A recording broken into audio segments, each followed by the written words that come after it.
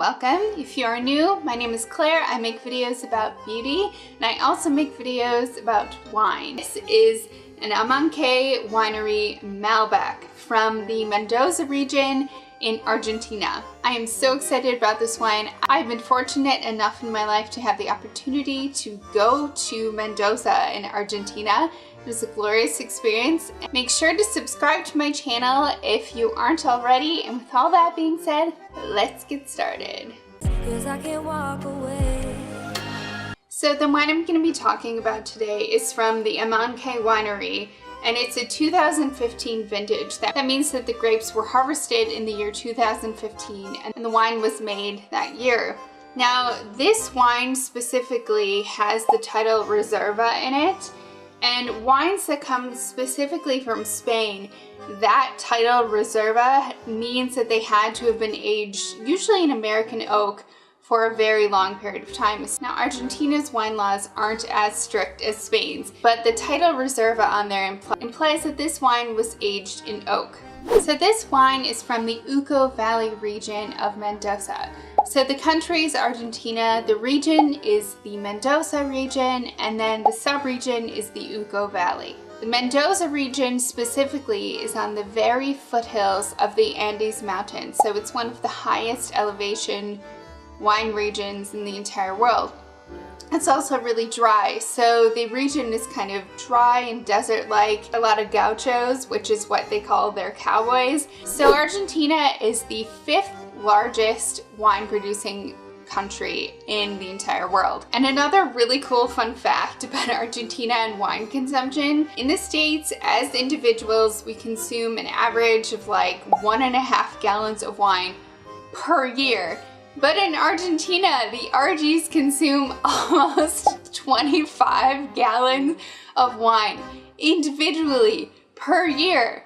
Man, these people really know how to live. Argentina is an amazing place. It's a really romantic, gorgeous place. And if you eat red meat, if you like steak, that is kind of one of the reasons why Malbec was chosen as a grape and developed in Argentina and why it's grown so much.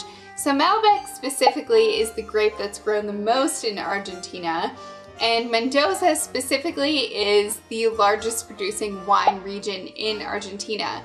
So Argentina didn't really start producing wine as we know it until like the 1970s, 1980s. And what I was told when I was there is that you can get a ton of really good Malbecs in the States and other parts of the world because Argentina actually exports most of their really good wine and keeps kind of the table wine, kind of everyday drinking wine for themselves, which I guess it's to our advantage. Now this bottle specifically was like $7.99 US in Trader Joe's, and that's absolutely amazing. This is such a good value because it's a really good, really easy drinking wine.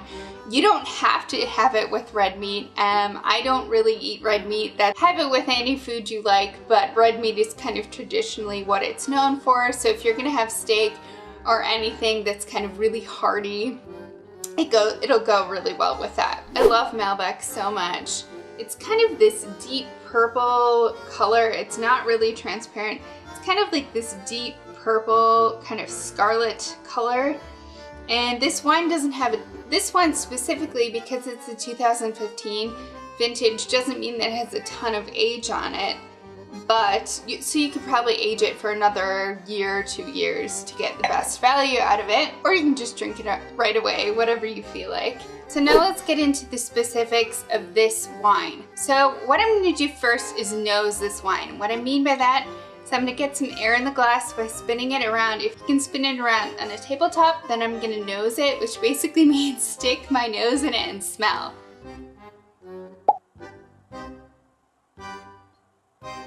So this is a really strong, powerful wine. I get a lot of like dark, rich berries on the nose. That doesn't mean that they're actually berries used to make this wine. It just means that the wine itself smells like berries.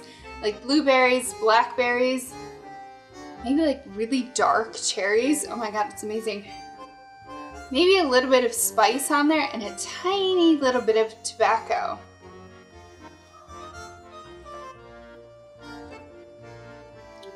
whoo, that's a really full-bodied wine. So when you take a sip of it, it really fills your mouth with a ton of flavor. And the tannins on this wine are kind of dusty and rough. I know that sounds kind of crazy. So when you drink a glass of red wine, tannins are the particles left behind in the wine from the skins on the red grapes. This case, Malbec is the grape that's used to make this wine. And the tannins in this wine are really kind of shocking. They really dry out your mouth. Coffee has tannins, tea has tannins. It kind of creates that drying sensation in your mouth. So when you take a sip of this wine, you kind of feel that drying sensation, and that's what I mean by tannins. The tannins in this wine fit perfectly with Mendoza. They're kind of dry, dusty, a little bit rough, not super easy drinking and smooth like it would be like in a Pinot Noir, for instance.